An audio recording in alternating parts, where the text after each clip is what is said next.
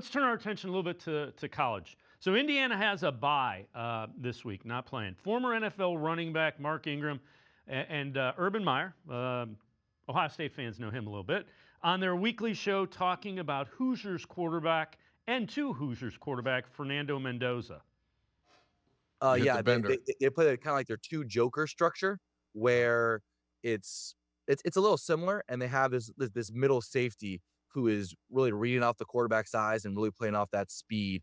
And so we had speed of the field there. We had number 3, Omar Cooper Jr., who made a fantastic catch. Yeah. And so when I caught the ball, I looked over there and I saw his hips and eyes turn. So at that point, all I knew, I needed to just beat that boundary curl defender and beat that boundary safety. And once I saw that safety go over the top to the outside receiver defending the whole shot, I just knew that I needed to put some arc and layer on it over that hook defend after that kind of like the hook curl defender in order to make that completion, because I knew the other guy, the Joker, had his hips to the speed. I got Fernando, do you see Coach's face right now? Hold on, look at your face, This is like the Coach best Meyer. shit I've ever heard. This is what I'm saying. This is Fernando, look at his smile. Now, this is as intense and happy as he's been in years.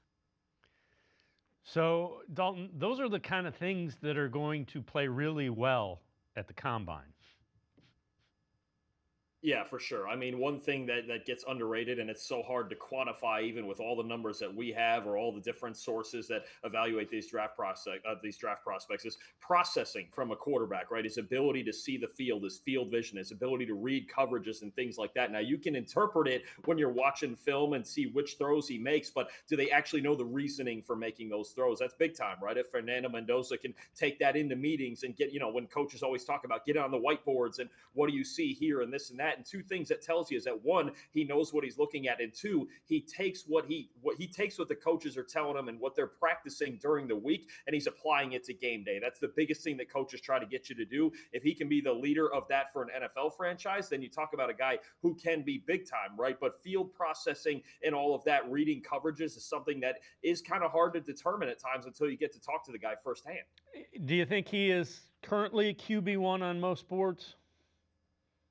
Most likely, yeah. I think Ty Simpson maybe took a little bit of a hit with his performance last week against Oklahoma. Not sure if Oregon's Dante Moore is going to even come out. It seems like a 50-50 proposition if he's going to come out into the NFL draft or stay at Oregon. And then I think there's a lot of other players who either have had down seasons or they're going to stay in school another year. So most likely Mendoza's QB1 on a lot of boards.